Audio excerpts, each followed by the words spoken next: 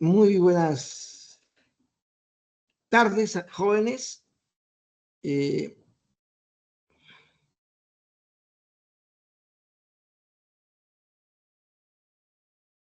Vamos a empezar esta clase. Hemos ya pasado la lista correspondiente y vamos a continuar con lo que teníamos la clase anterior. Antes, la pregunta siempre que hago, si ustedes tienen alguna pregunta. Tengo unas preguntas, profesor. Es respecto al video que dejó encargado en la rúbrica. ¿Puedo seguir preguntando?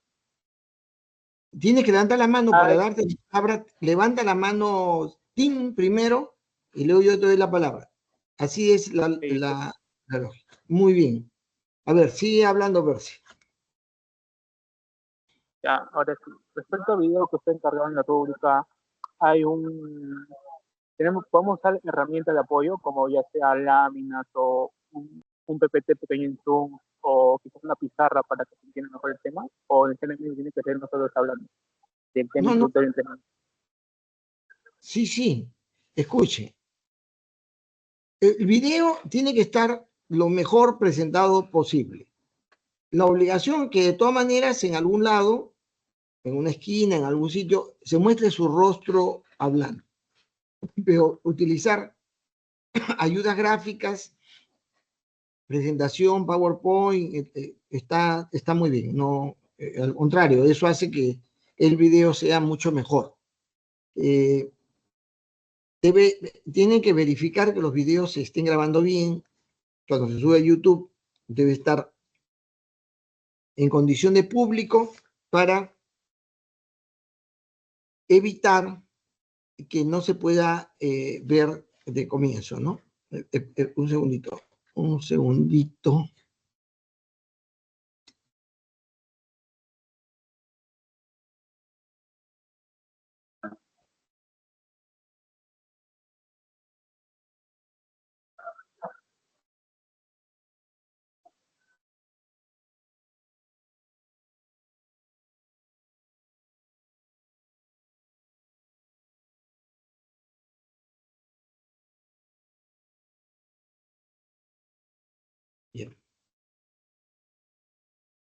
Bien,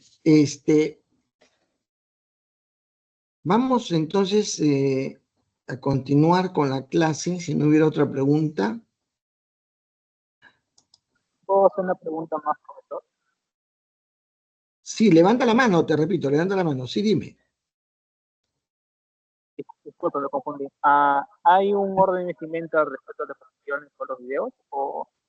No te entiendo. No te escucho bien. ¿Hay un reglamento de vestimenta para las presentaciones?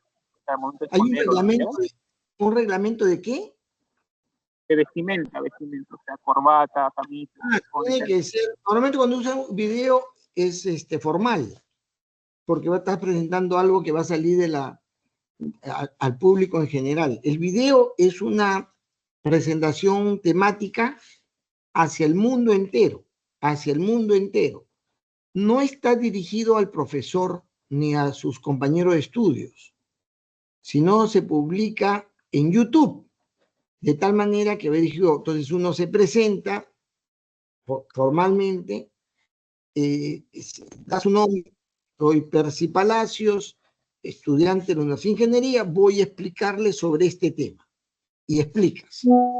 Y luego al final te despides, pero digamos, no está dirigida la exposición de los videos al docente ni a los estudiantes de la clase, sino al mundo entero. Lo que yo evalúo es tu desenvolvimiento como expositor al mundo entero. Porque no es parte, vuelvo a repetir, no es parte de la exposición que se hace en clase para los trabajos. ¿Ya? Bien. Entonces, vamos a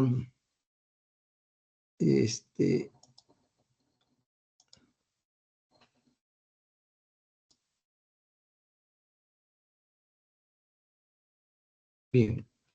Si hubiera alguna dificultad en visualizar o en escuchar algo, me avisa, ¿ya?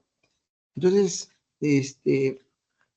como esta es una herramienta que en el Zoom yo daba por entendido que cuando yo comparto, lo que comparto se ve, ya daba por entendido. Si acaso no se veía, el estudiante me decía, profesor, no se ve. Igual manera aquí, si ustedes no ven lo que estoy presentando, me avisa, ¿ya?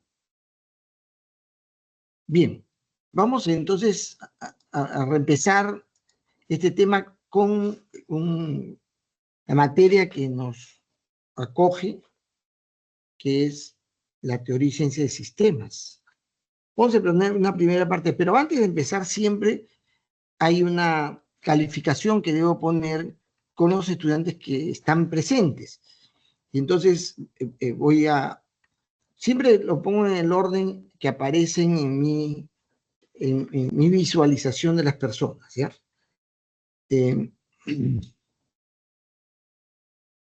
Entonces vamos con la primera pregunta participativa. Estimado Yael, la pregunta es, ¿qué es la ingeniería?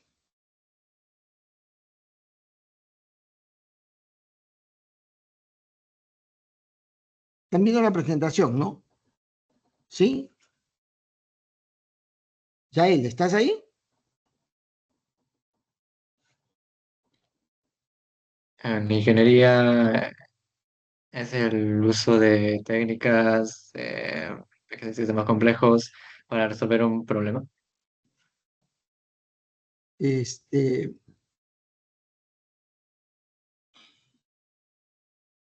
más o menos, más o menos. La ingeniería tiene que ver con el uso, digamos, el método científico para abordar algo en la que yo voy a transformar con una propuesta de diseño y de desarrollo de una solución determinada. André, estás ahí, ¿no? Sí, profesor. La pregunta para ti es, ¿qué es la ingeniería de sistemas? Es una interdisciplina que aborda problemas complejos para modificar, diseñar, eliminar sistemas con el uso del modelado. Correcto, correcto.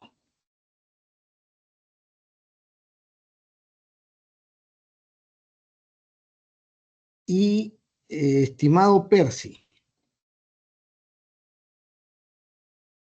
la pregunta para ti es, ¿cuál es la base del conocimiento de la ingeniería? ¿En qué se basa el conocimiento de la ingeniería de sistemas? Se basa en la teoría de sistemas y también en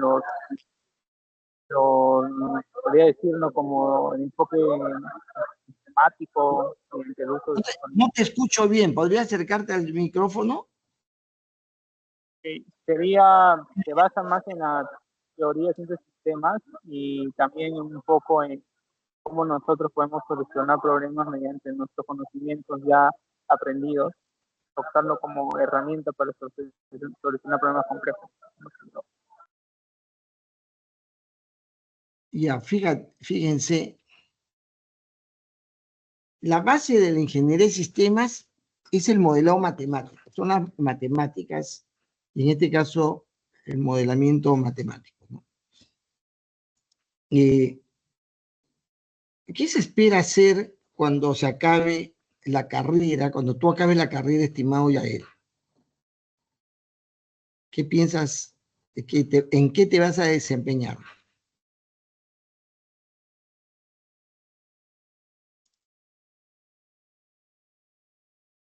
¿Estás? Bueno, seguimos con André. André, ¿cuáles son las principales herramientas que utiliza el ingeniero de sistemas? Herramientas.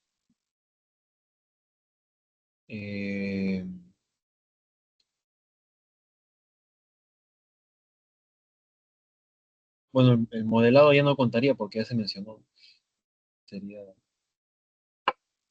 No, esa es su principal herramienta, el modelado. Esa es su principal herramienta, el modelado. ¿Ya? Principalmente en matemáticas. Utiliza también otras herramientas como su metodología, en la metodología para el modelado, que es el análisis de sistemas, es otra de sus herramientas. Tiene muchas herramientas en realidad, ¿no? Pero las principales son esas. ¿El enfoque ¿Ya? sistémico cuenta? El enfoque sistémico, ¿O el pensamiento? fíjate, bueno, ¿cómo responder esto? Ahora le voy a explicar algo más. La ingeniería de sistemas no nace con enfoque sistémico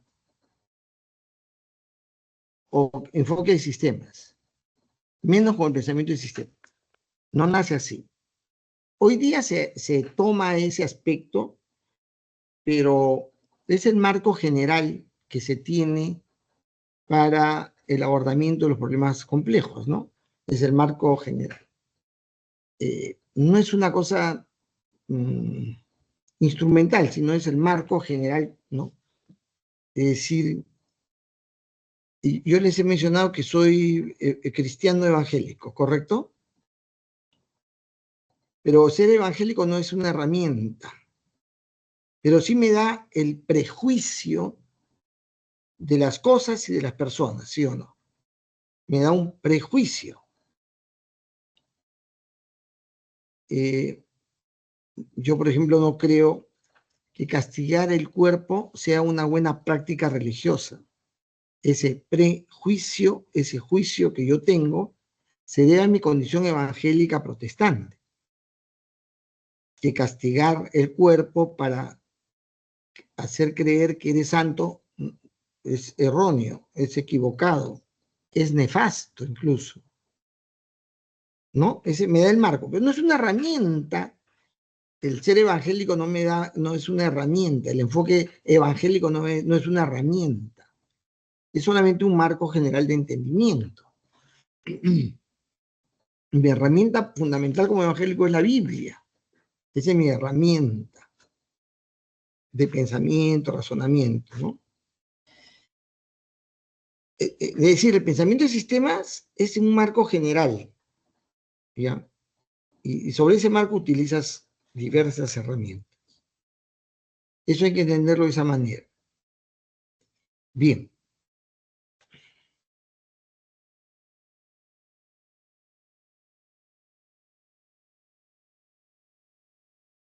Siempre en las clases vamos a tener esta pequeña revisión de ciertos conceptos para poder dar calificaciones adicionales a los estudiantes, pero solamente con los que están presentes, ¿no? Yo ya he borrado de la lista a los demás, ¿no?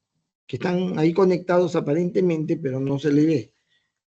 Entonces la clase la hago con lo que están visualizándose, dado que la regla es que si quieres no estar considerado presente, apagas tu cámara.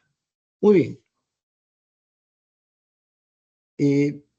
Vamos a revisar el desarrollo de la ciencia de sistemas y ingeniería de sistemas desde el contexto internacional en su mayor alcance que pudiéramos tener referencia hacia el contexto peruano, no solamente a lo que nos pasa el día de hoy, sino a lo que se espera pase hacia el futuro respecto a la ingeniería de sistemas, ¿no? Eso lo vamos a ver de esa manera. La ingeniería de sistemas propiamente dicho, hemos mencionado que se da, perdón, una consultita. ¿Ustedes ahí están viendo el PowerPoint o están viendo otra cosa? El PowerPoint, ya, correcto. Entonces decía que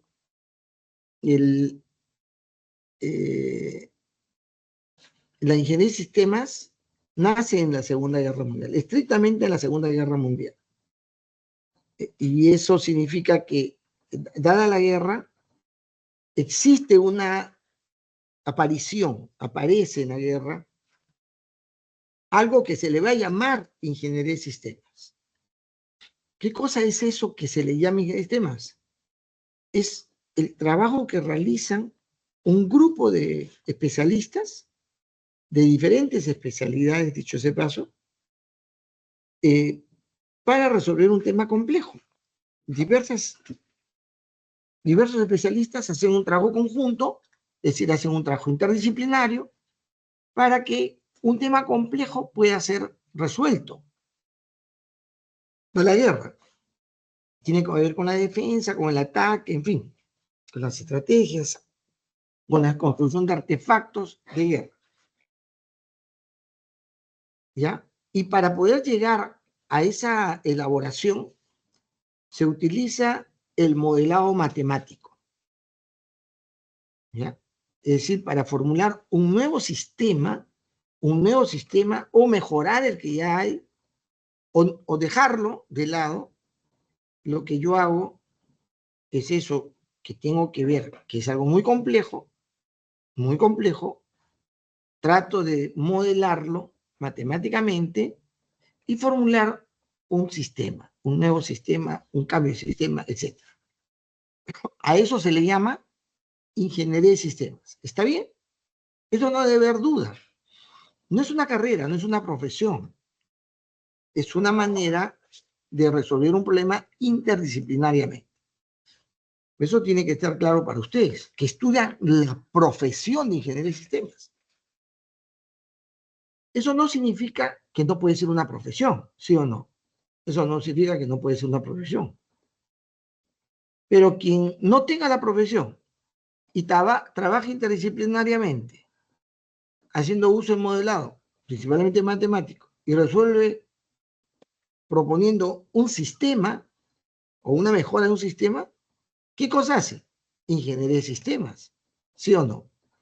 Acá hay, la curiosidad es que se le puede llamar así a uno sean de formación o de profesión ingeniero de sistemas. Este es lo curioso en esto. Porque, ¿ustedes tienen mascota? ¿Quién no tiene mascota? Todos tienen mascota. Ahora todo el mundo tiene mascota.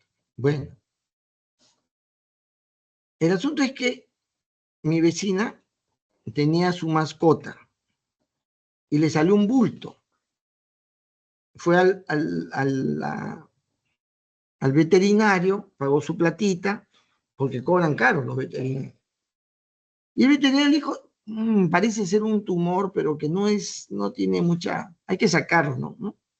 Y le va a costar, vamos a decir, 1.000 soles, ¿no? Porque caros son estos servicios.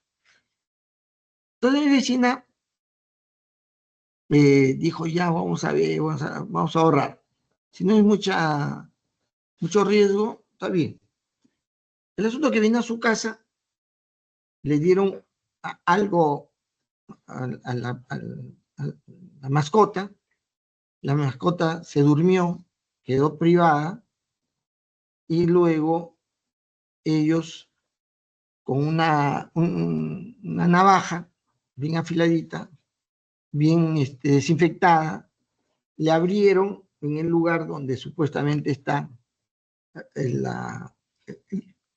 tumorcito y se lo extrajeron.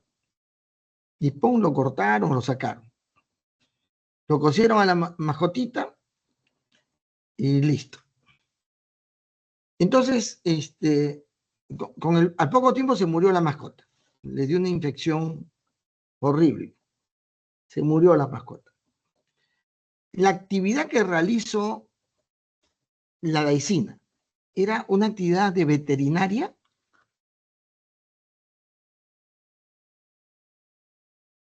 Es bien curioso. O sea, en las especialidades se le llama un acto profesional de tal especialidad cuando lo realiza un profesional en la especialidad. ¿Sí? Si no es un acto de aventura y de atrevimiento indebido, pues, ¿no? En la ingeniería de sistemas no es así.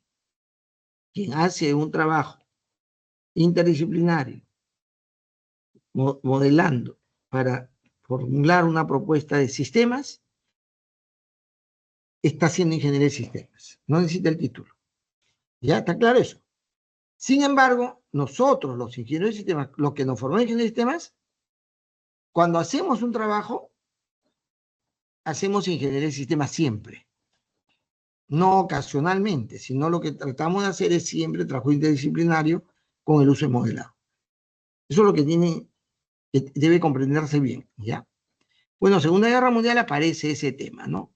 Ahora vamos a ver algunos aspectos y consideraciones que se dan en el tiempo. ¿Están viendo la lámina 6? Sí, ya. Si no pasa nada, me avisa. Ya, muy bien. ¿Qué es lo que tenemos ahí?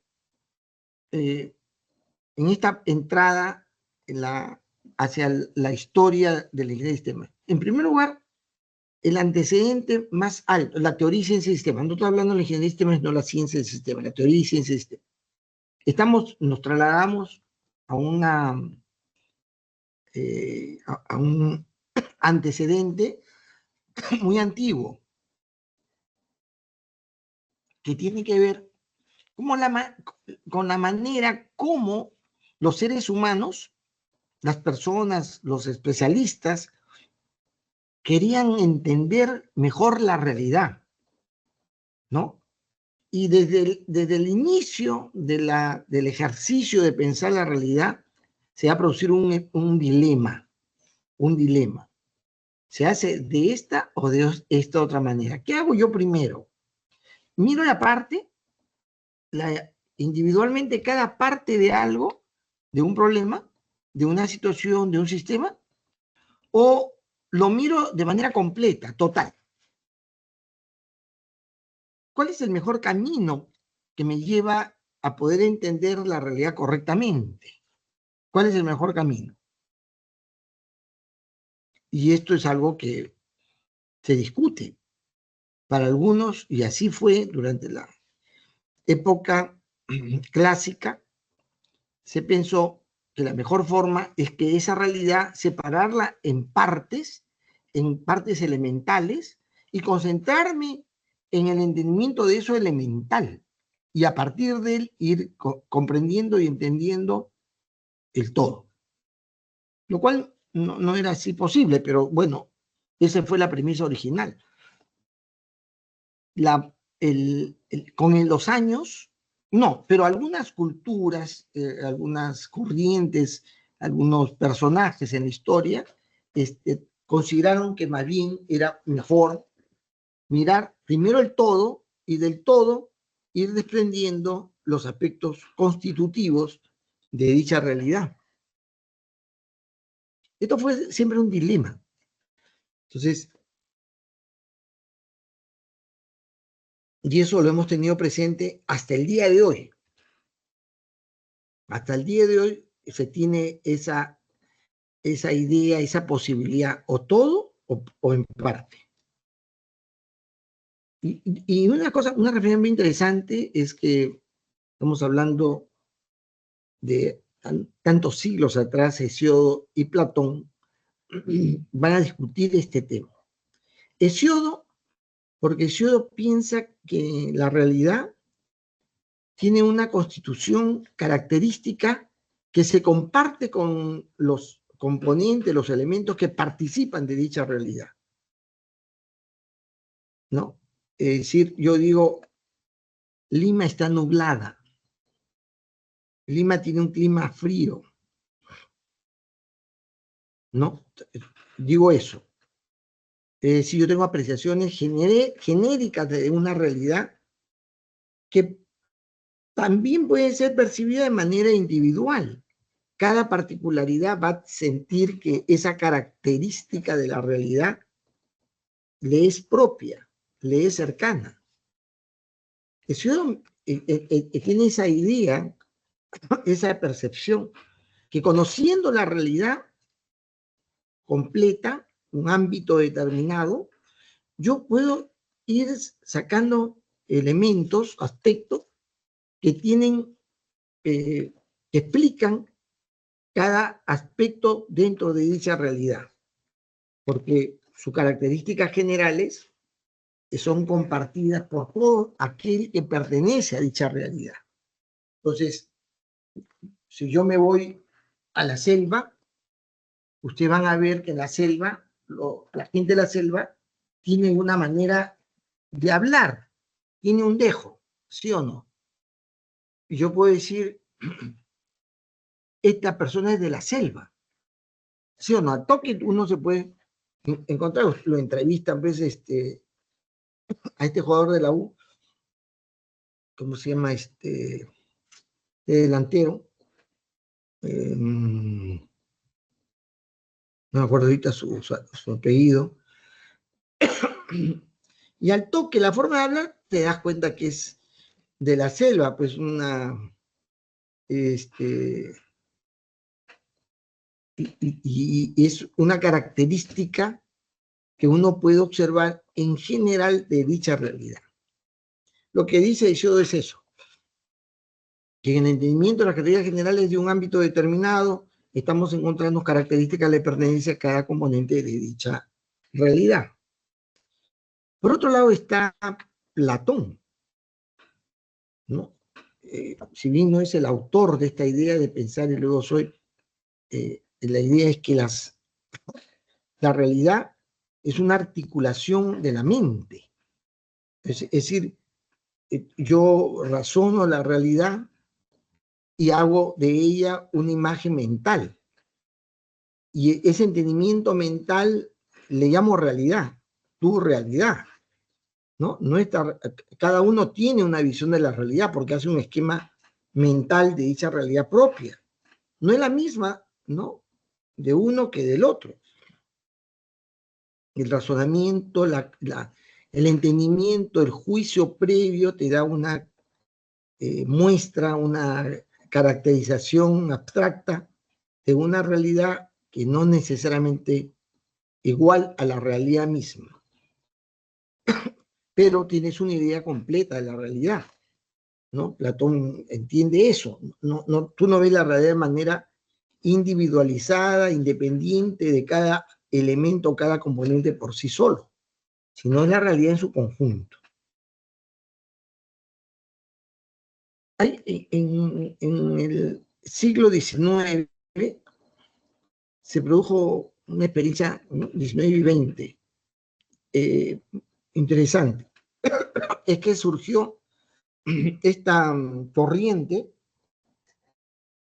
de integración del conocimiento.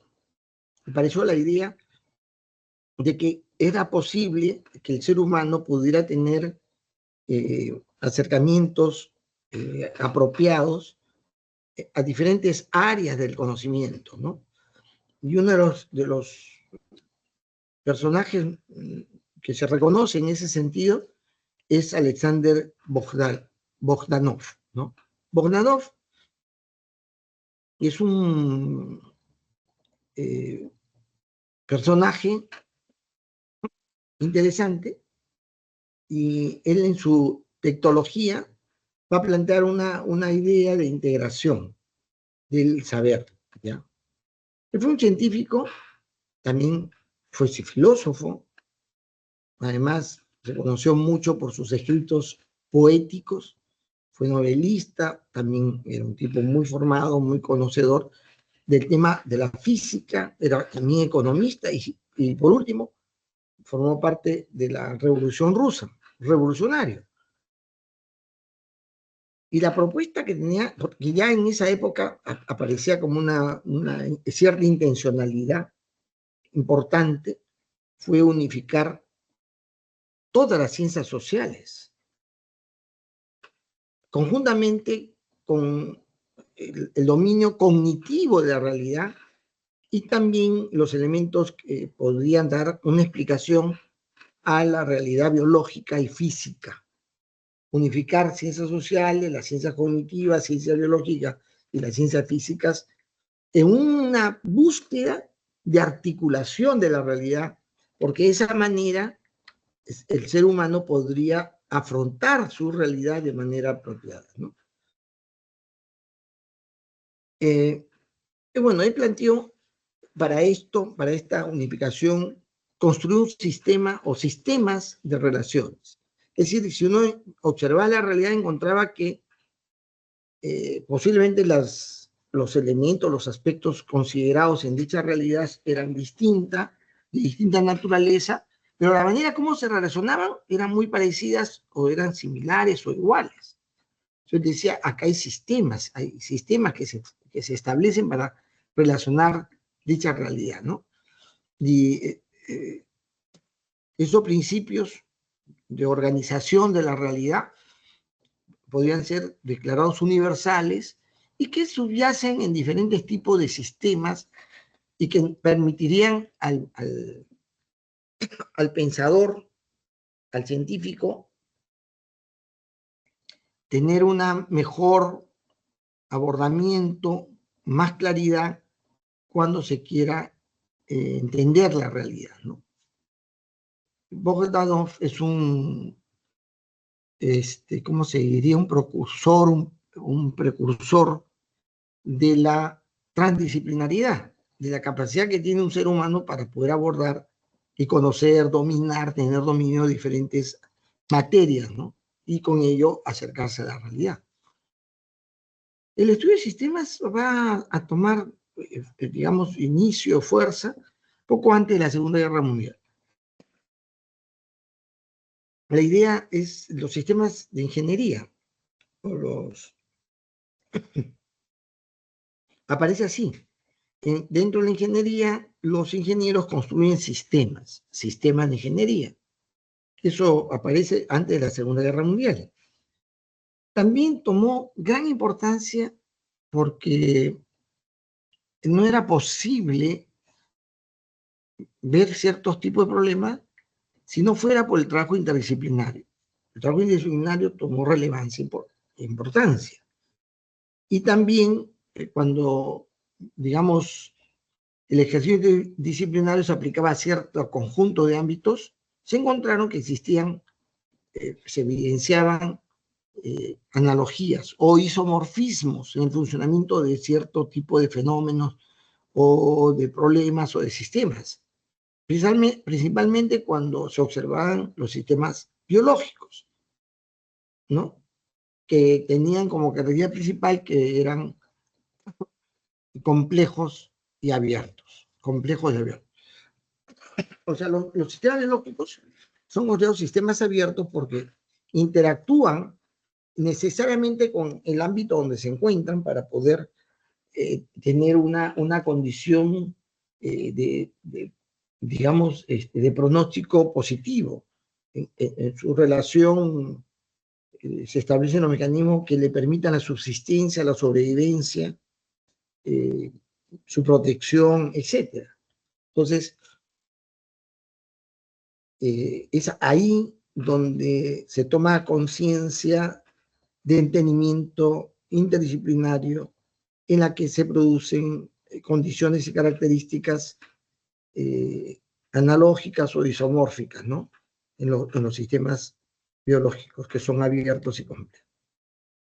Y también a partir de esa historia muy antigua de acercamiento y abordamiento del tema de sistemas que viene de la antigüedad, producto de un dilema, es que aparece el enfoque de sistemas y también la ciencia de sistemas, que permite al científico naturalista abordar todos los temas de la realidad, principalmente el más álgido, el más importante, el más relevante, el imprescindible que tiene que ver con la explicación de la vida, explicar el funcionamiento, el entendimiento, el origen, en fin, de la vida, ¿no? Esto es muy importante. Perdón.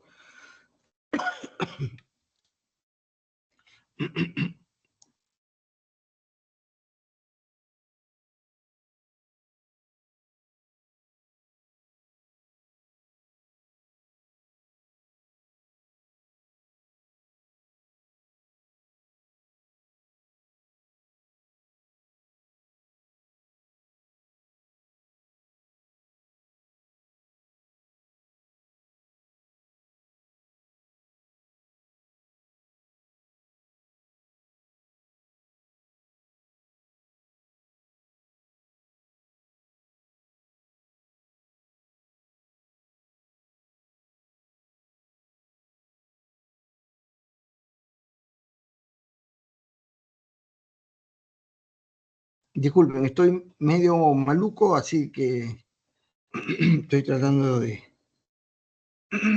salir adelante con las tareas, con esta carrera. Bueno, el enfoque de sistemas. El enfoque de sistemas es una manera de entender la realidad, una manera de verla, una manera, como dice, de enfocarla. Y es muy importante tener en cuenta ciertas consideraciones previas de esto, ¿ya? Para luego poder definir qué es propiamente el enfoque. Primero que partimos de una premisa, que la perspectiva de sistemas, cuando yo hablo de la perspectiva de sistemas, tengo una perspectiva de sistemas, estoy hablando de que yo tomo en cuenta las consideraciones de la ciencia. O sea, la perspectiva de sistemas se basa en la ciencia, no es ajena, no es extraña, no es distante, no es distinta a la ciencia. Y viceversa. Es decir, la perspectiva científica, la manera de entender científicamente la realidad, es bajo una perspectiva de sistemas. Es bajo un entendimiento de que la realidad es un sistema. Eso no debe caber duda en ustedes.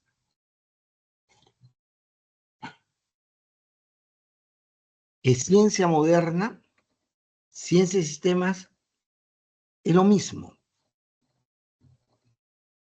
Son formas de denominar, dependiendo a quién se refieren, quién es el autor, el expositor, se va a referir ciencia moderna, pero cuando ustedes escuchan a un científico de sistemas, van a encontrar que ciencia de sistemas es lo mismo, se refieren a los mismos aspectos, ¿ya?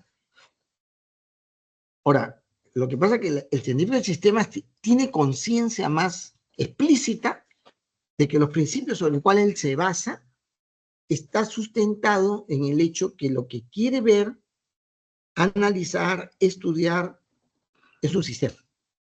¿Ya? Toma conciencia de eso. El científico moderno puede no tener explícito esa conciencia. Pero en todo caso, así lo hace.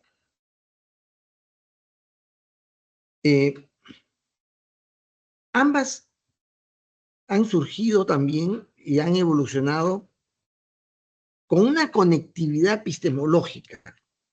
¿Qué cosa es lo epistemológico? ¿Qué cosa es cuando yo pregunto sobre la epistemología, qué es la epistemología, André? ¿Qué es la epistemología? ¿Qué entiende por epistemología? El estudio del conocimiento, ¿no?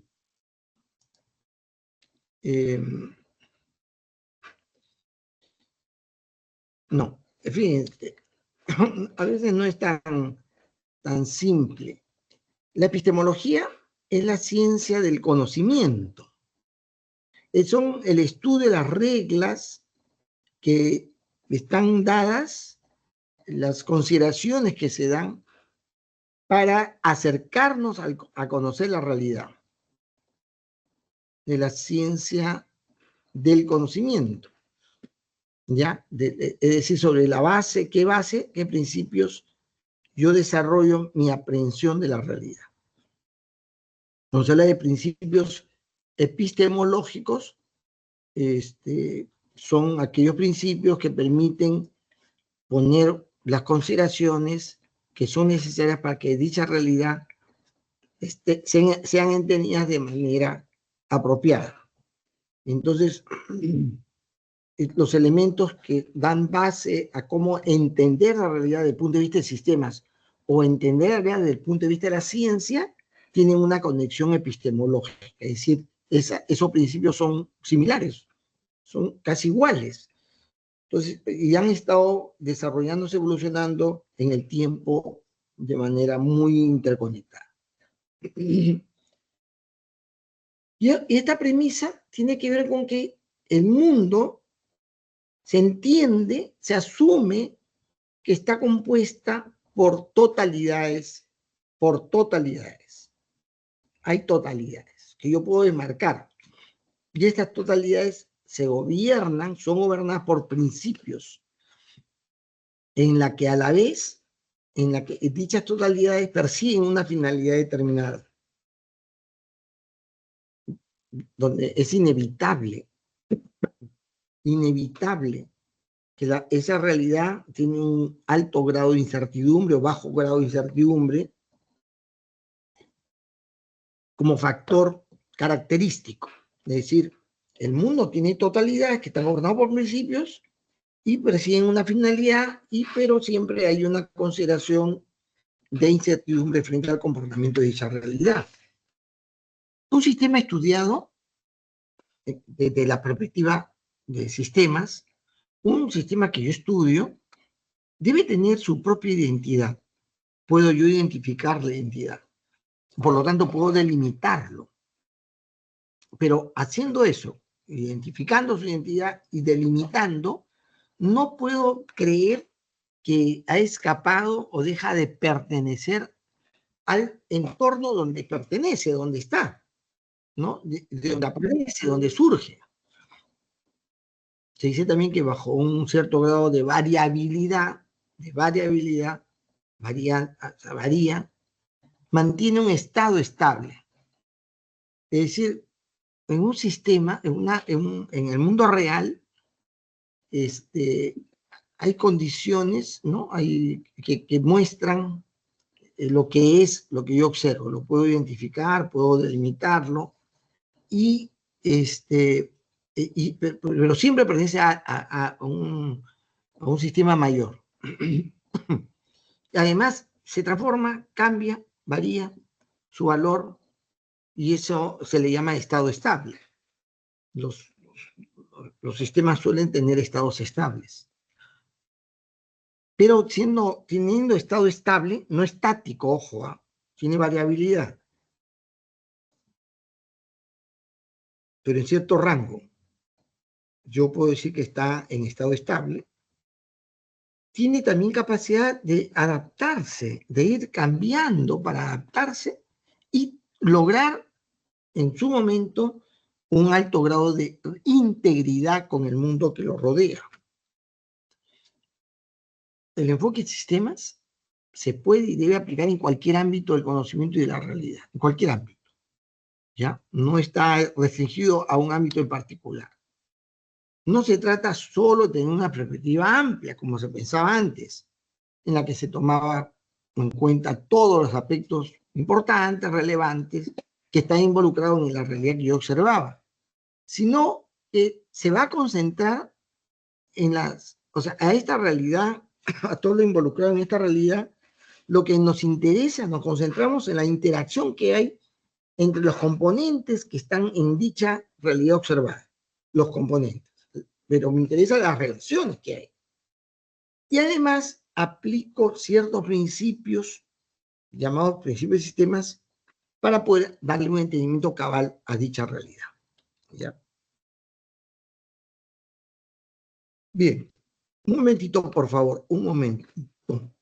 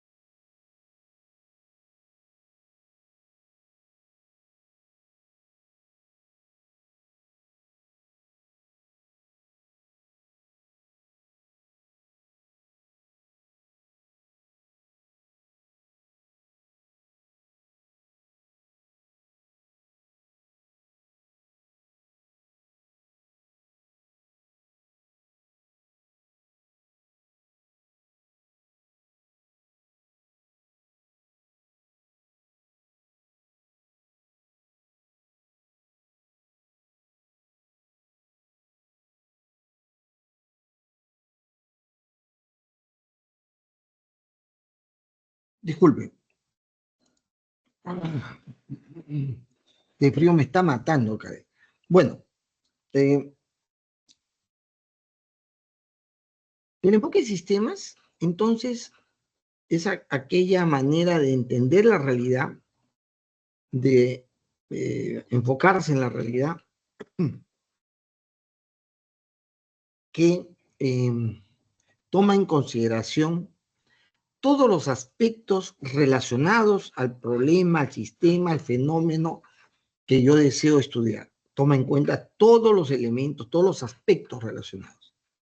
Ese es el aspecto fundamental, en la que me interesa principalmente las relaciones que hay entre esos factores. En eso se focaliza. Esa es la base conceptual del enfoque de sistemas. Pero, para yo enfocar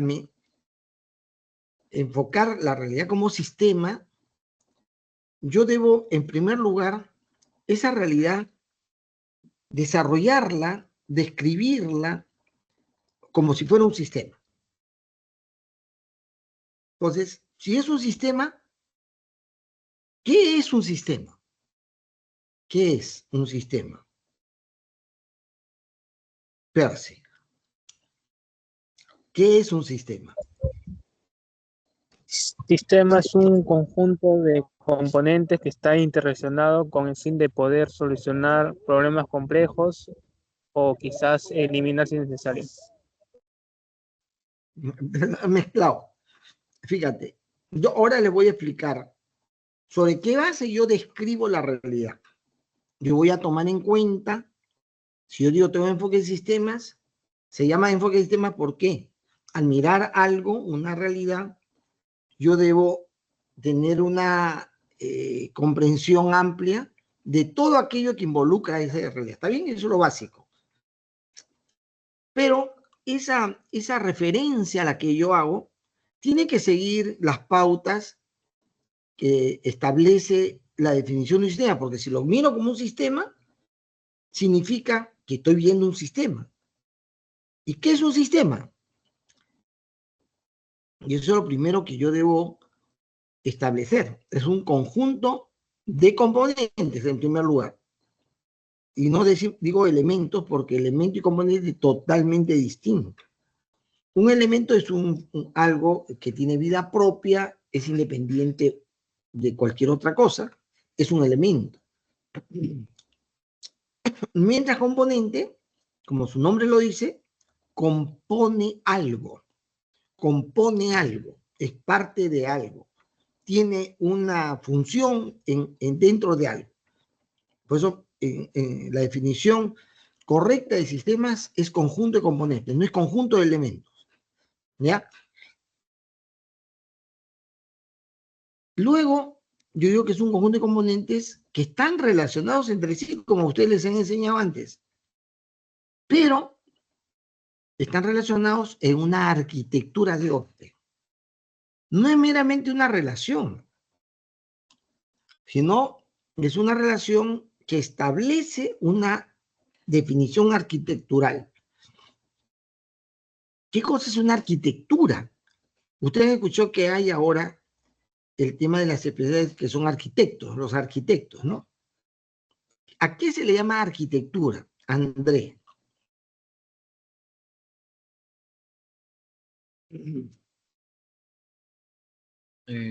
Lo que entiendo por arquitectura vendría a ser bueno, supongo que parte de diseñar sistemas, que en este caso vendría a ser No, algo así. en una arquitectura es un diseño o una descripción o una especificación de un conjunto de aspectos que organizo bajo ciertas consideraciones a fin de lograr un propósito específico.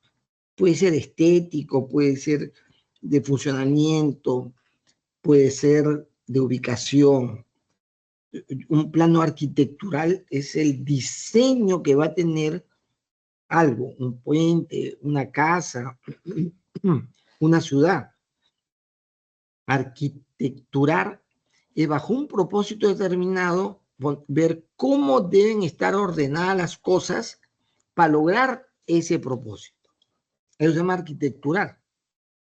Entonces, cuando decimos que un sistema es un conjunto de componentes relacionados entre sí en una arquitectura de orden, es porque en un sistema hay una relación que tiene una razón y un propósito que está asociado a la finalidad que va a cumplir. Por eso una arquitectura de orden. ¿Ya? Además, ese conjunto de componentes que está relacionado a una arquitectura de orden actúa en determinado entorno. Esa es la definición, que actúa en determinado entorno. Esto para la definición del sistema es muy importante porque lo que yo debo explicar que ese sistema,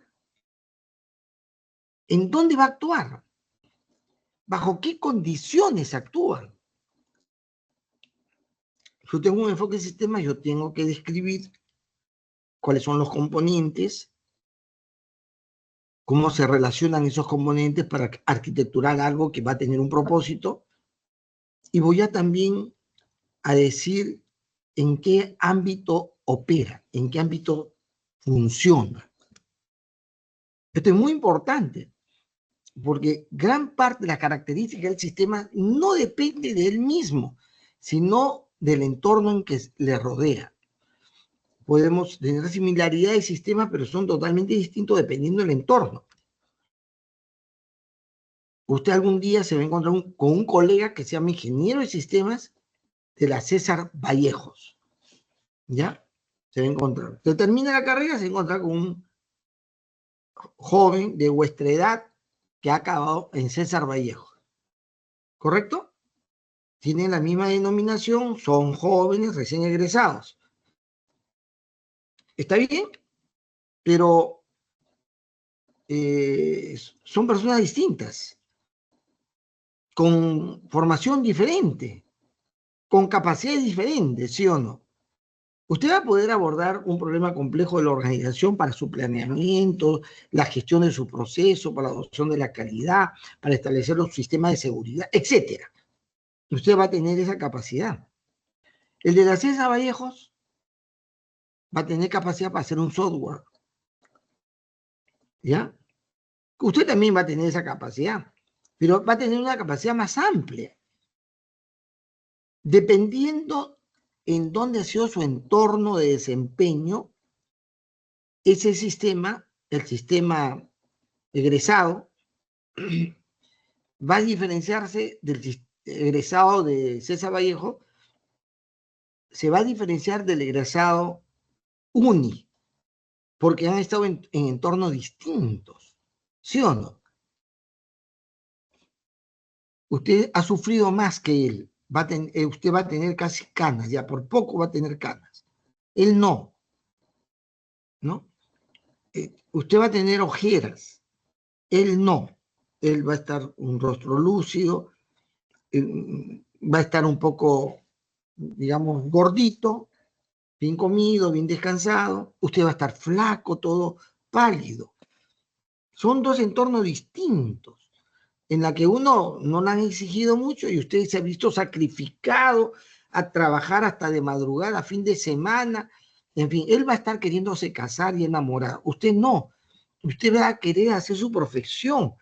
Y no ha tenido tiempo para enamorarse, para mirar a la chica. No ha tenido tiempo. Él sí, más relajado. Depende del entorno, el sistema va a adquirir ciertas cualidades y características. No sé si me entiende, pero eso se dice que el sistema o un sistema es un conjunto de componentes relacionados entre sí en una arquitectura de orden que actúa en determinado entorno, porque esa definición, el determinado en la definición, va a obligarte a entender la realidad en la que está el sistema para alcanzar no un objetivo, sino una finalidad común. Porque uno cuando arquitectura un sistema, el sistema pretende llegar a una finalidad. ¿Ya? El objetivo, hay una diferencia entre finalidad y objetivo. ¿Cuál es la diferencia, Yael?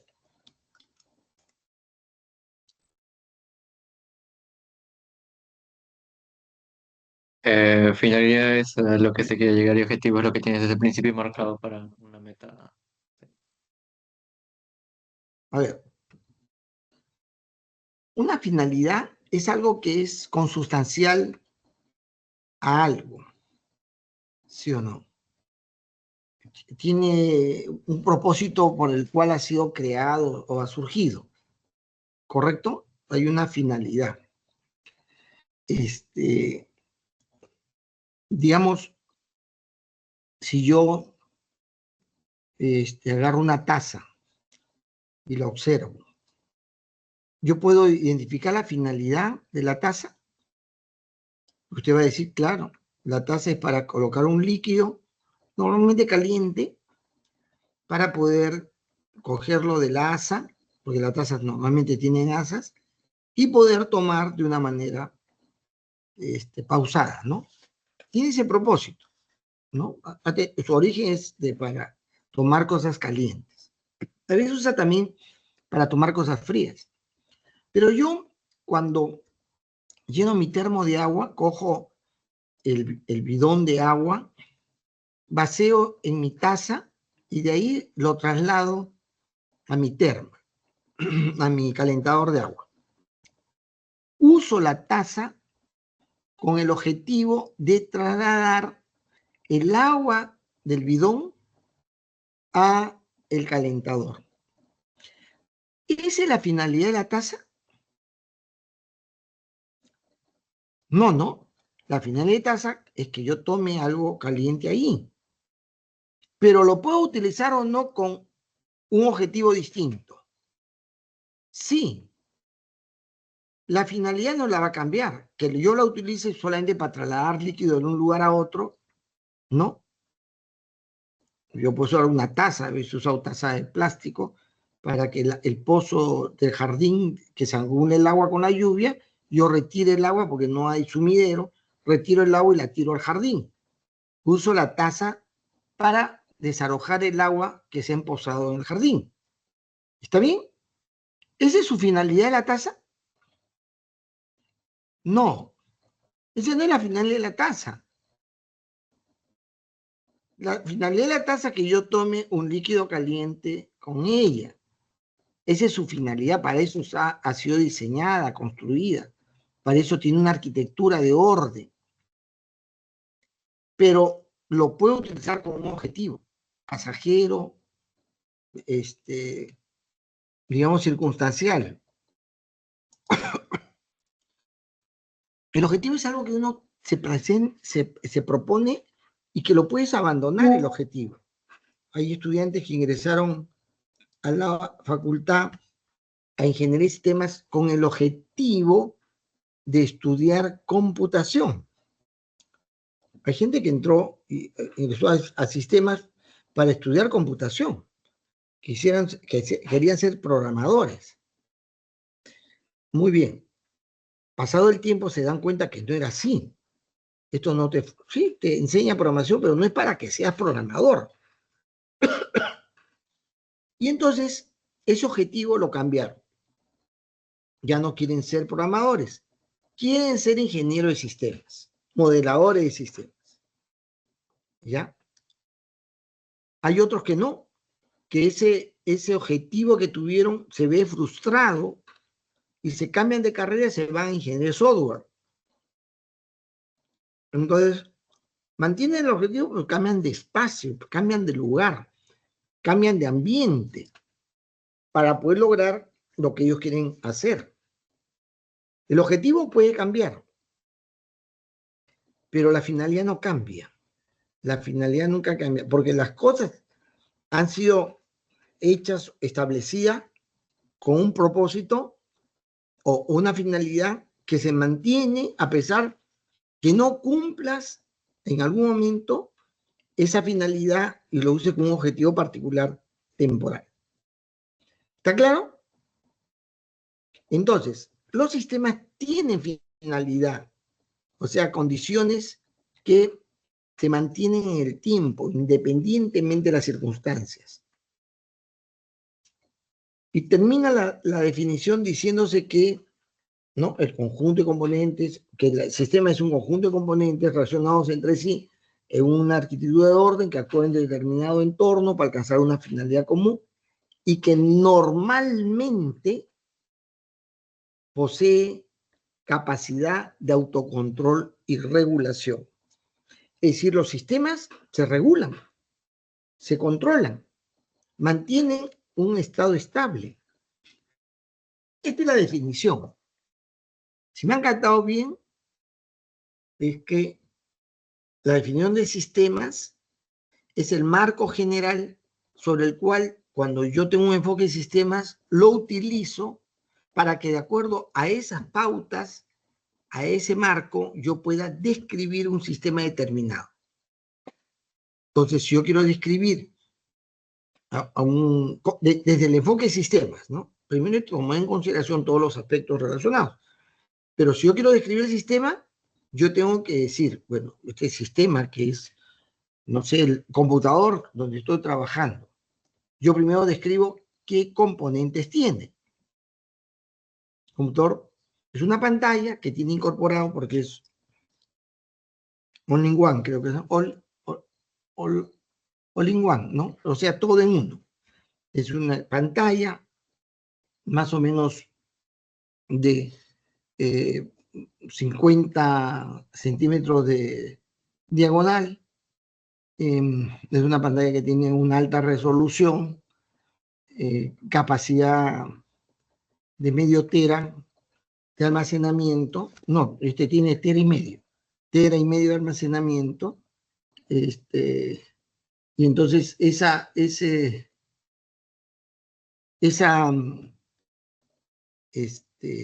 descripción empieza, si es un sistema, por los componentes.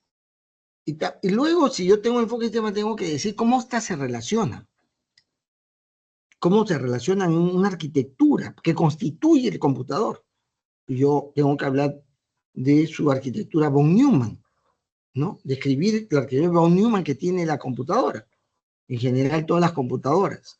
Luego, decir que esto se utiliza para este propósito, ¿no? Esta es la finalidad que tiene y además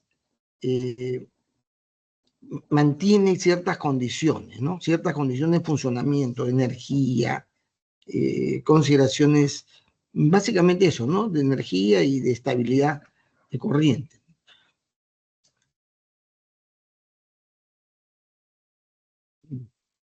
Muy bien. Entonces, cuando yo tengo enfoque de sistemas, lo primero que debo tener es con las consideraciones a todos los aspectos relacionados a un problema, a un sistema, a un fenómeno determinado, en primer lugar. En segundo lugar, describo eso que estoy observando como si fuera un sistema, tomando en cuenta el framework de la definición del sistema. Y finalmente, lo que debo hacer, si tengo enfoque de sistemas, es aplicar 4 principios básicos para poder completar esa descripción de manera apropiada. ¿Y qué cosa es lo que tengo que aplicar? ¿Qué principios debo aplicar? Son aquellos principios que se basan en función de los sistemas. Perdón, un segundito, disculpen, un segundito.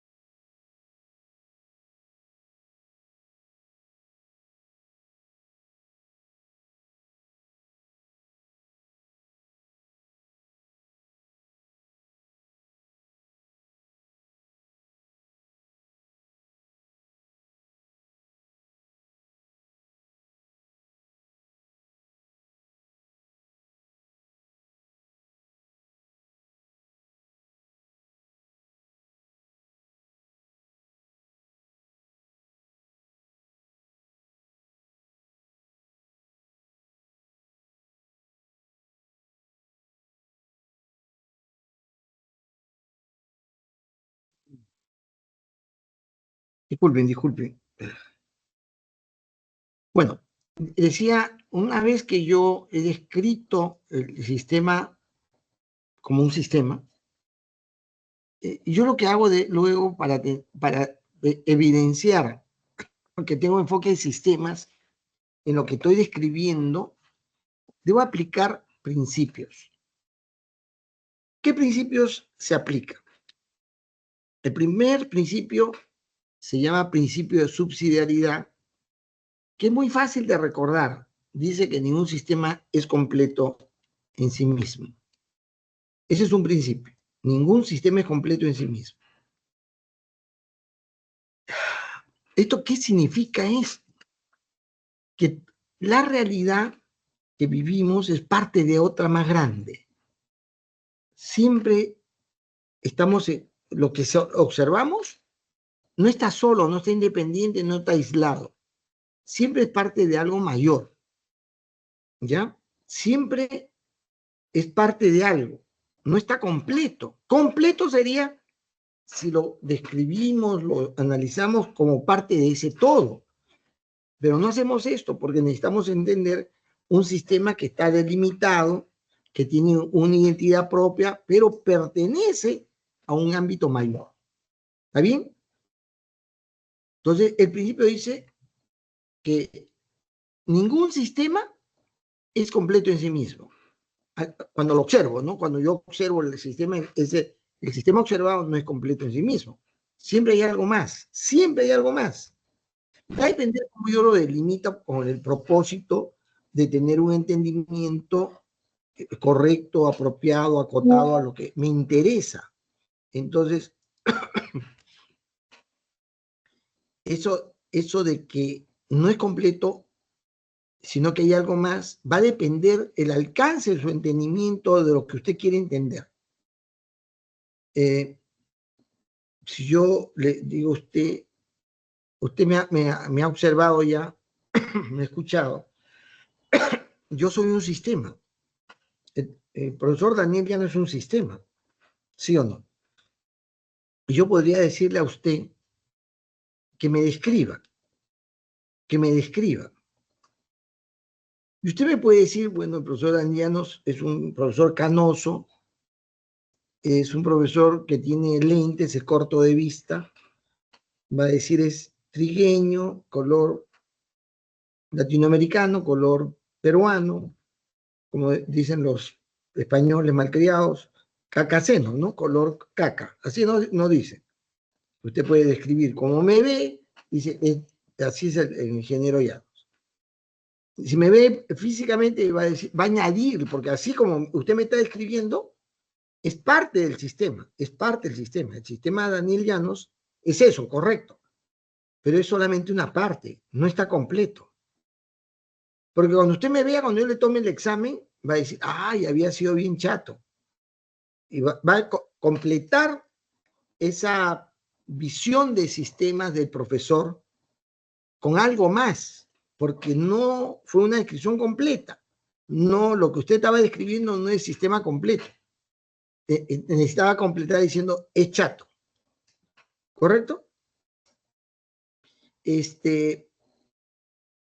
así, o sea, un sistema, lo que usted quiera observar, dependiendo de la perspectiva, el punto de referencia, usted va a tener siempre un entendimiento no completo, ni un sistema completo en sí mismo. Siempre hay algo más. Y yo ya le he dicho, soy evangélico. Cuando le digo soy evangélico, porque usted dice, el profesor Daniel Llanos es ingeniero de sistemas, porque no he visto su currículo, estudió ingeniería de sistemas, ha hecho su maestría, su doctorado, ¿no? Entonces ya usted habla del sistema, pero no sabe todo, porque cuando yo le digo soy evangélico, hay algo más que no estaba en esa descripción, es decir, el sistema no estaba completo cuando lo describió originalmente, cuando dice, y es evangélico, quiere decir que el ingeniero Llanos ora antes de cenar, de comer, de tomar sus alimentos, antes de dormir, y paga su diezmo, eso que se critica mucho, ¿no? Nos cochinean por dar el diezmo a la iglesia. ya, paga su diezmo en la iglesia, ya está describiendo el sistema un poco más, ¿sí o no? Pero aún termina de escribir así, es una decisión todavía tampoco está completa. Nunca el sistema está completo. Porque yo soy abuelo. Usted no me ha visto como soy como abuelo. Como abuelo soy engreidor, consentidor. Si alguien de mis estudiantes, mis compañeros de trabajo me vieran jugando con mis nietos, me dice, ¿qué es este pata? Así había sido el ingeniero Llanos, ¿no? Se le cae la baba por los nietos. Es una visión más amplia.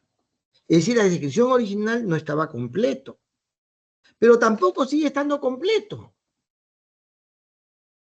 ¿Quién es la que más me conocía en forma más amplia? Mi mujer. Ella vio lo que ustedes jamás van a ver, ni han visto ni verán. ¿Sí o no? Ella sí lo vio ella. Entonces ella tenía una visión más completa, ¿sí o no? Pero siempre me dijo, uy, ay, ay, no te conozco. Me decía así, porque siempre descubría algo más, ¿ya? Por ejemplo, nunca le revelé, o muy pocas veces le conté sobre los temas que yo venía tratando a nivel de mis colectividades internacionales. No, no, no le revelaba. Entonces a veces ella se sorprendía. Esta vez hemos recibido un reconocimiento del Consejo Internacional. Ella también se hubiera sorprendido. ¿Qué hago ahí? Normalmente, cuando estudiamos un sistema, hay siempre algo más. Y va a depender de nuestra manera, cómo exploremos, cómo indaguemos sobre los datos que recibimos a partir de ese estudio, que vamos ampliando dicho conocimiento. Por eso el principio es, un sistema no es completo en sí mismo. ¿Está bien? El sistema observado, ¿no? Y este es un principio que lo aplicamos haciendo esto, que yo antes de poder sacar conclusiones tengo que delimitar, decir, este sistema lo observo en estas condiciones, en estas circunstancias, y ese es el sistema que yo describo. Como el principio subyace, digo, pero ojo, no se olviden que el profesor ya nos pertenece a la comunidad docente de la UNIA, por si acaso. No estoy describiendo las características que provienen de esa condición, ¿no? Hay algo más en él, porque es docente de la Universidad de Ingeniería. Usted va a decir también, el ingeniero Llanos ha trabajado en la SUNAT.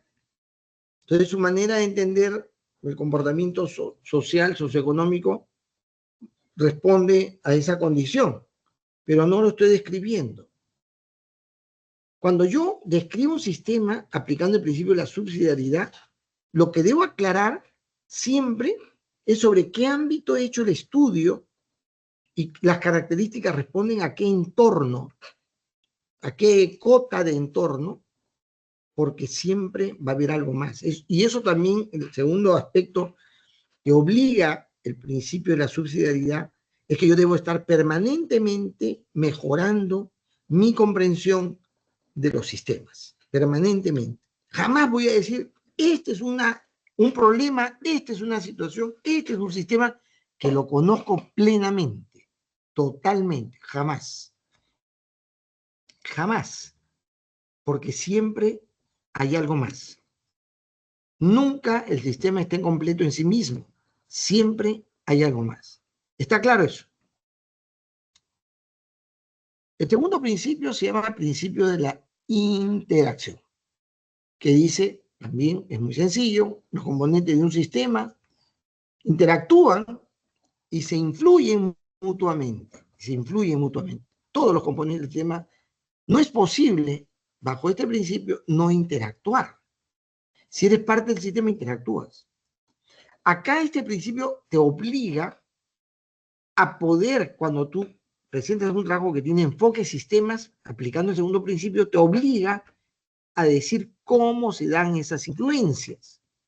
En algunos casos hay una jerarquía de influencias. La influencia más importante es de este factor. Este otro factor tiene segunda importancia. Estas dos combinan para influenciar en este aspecto. Los componentes de un sistema interactúan y se influyen mutuamente. Esa influencia puede tener un camino, ¿cómo se dice?, consecuente, con precedencia. Si esto cambia, esto otro se va a influenciar y cambiar, y si esto cambia, esto otro va a cambiar y transformarse, y si esto se transforma, esto otro va también a cambiarse.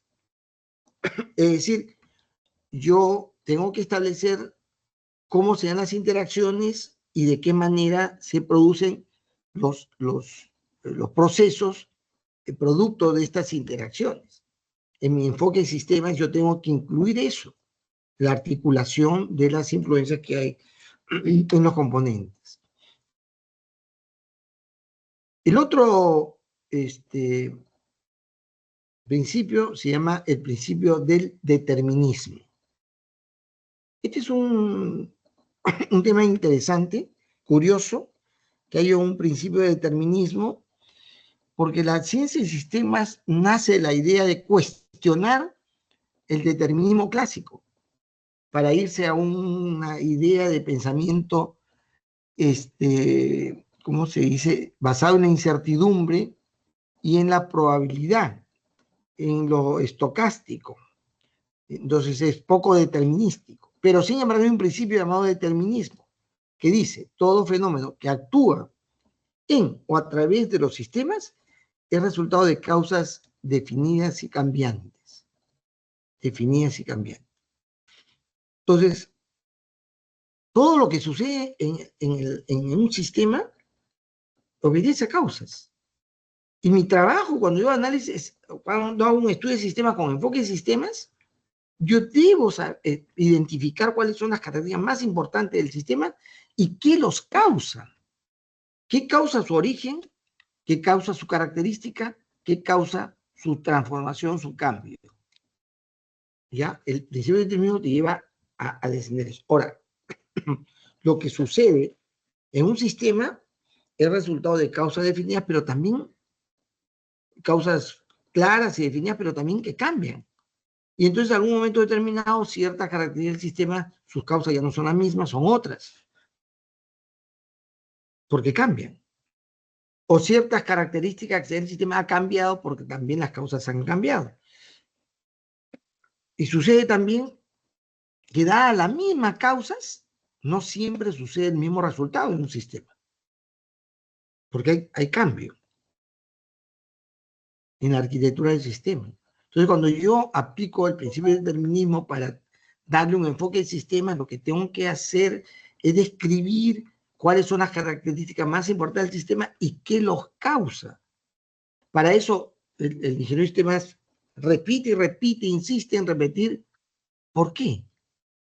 Esto pasa en el sistema, pero ¿por qué?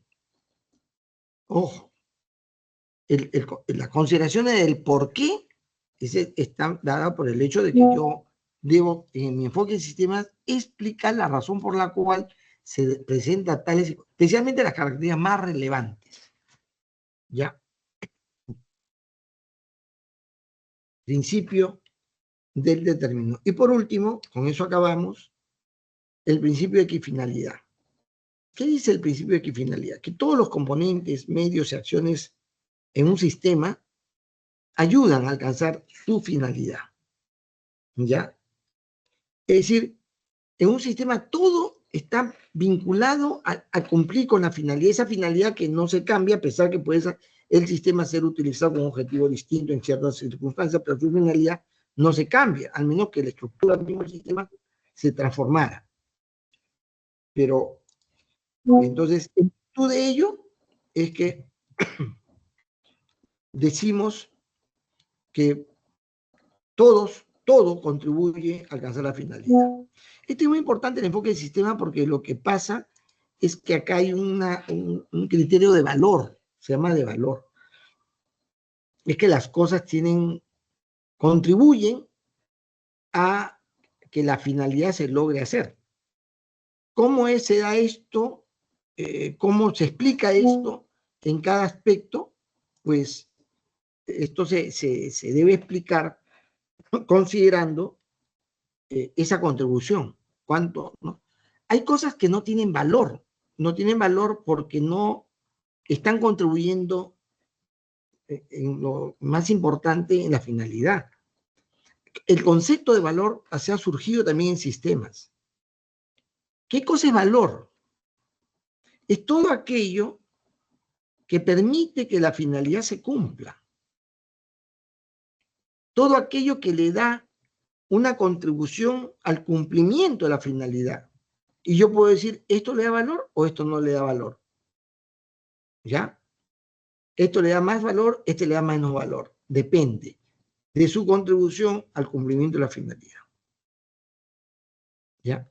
Esto es muy importante, porque yo cuando hago el análisis de sistemas tengo el enfoque, parte primero tomando en cuenta todos los aspectos que están relacionados al fenómeno que estudio, ¿correcto? Primero.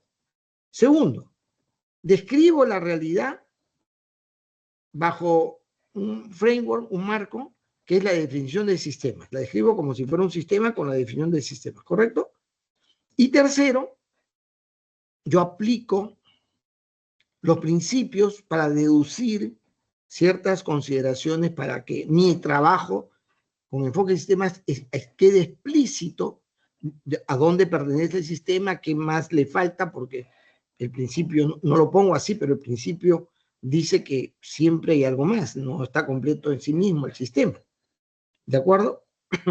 También yo debo sacar conclusiones respecto a la manera como se influyen los diferentes componentes, qué factores están determinando esa influencia. También tengo que mirar qué características principales tiene el sistema y cuáles son las causas que lo producen. Y por último, está cómo es que todo el sistema, sus acciones, sus mecanismos que utilizan, contribuyen a la finalidad. Cuando yo hago esto, digo, este trabajo tiene enfoque de sistemas. Entonces, esa es la explicación. Hemos llegado al objetivo de esta clase. Preguntas. Bien, vuelvo a repetir. Esta clase hemos tenido como registrados, como asistentes, a Yael Bocangelino, a André García y a Percy Palacios. Les agradezco. Y nos encontramos el día de mañana para continuar con al menos que haya una pregunta que quieran ustedes hacer. Bien, entonces nos encontramos en la clase de mañana, en este mismo canal. Esta aula es una aula única que es para todos mis cursos, de tal manera que ustedes pueden ingresar a la hora que corresponda, luego se retiran para que los alumnos de la siguiente clase puedan también entrar a esta aula. Es como si fuera la aula física, ¿ya? Ya, jóvenes, entonces nos encontramos el día de mañana. Muy buenas tardes.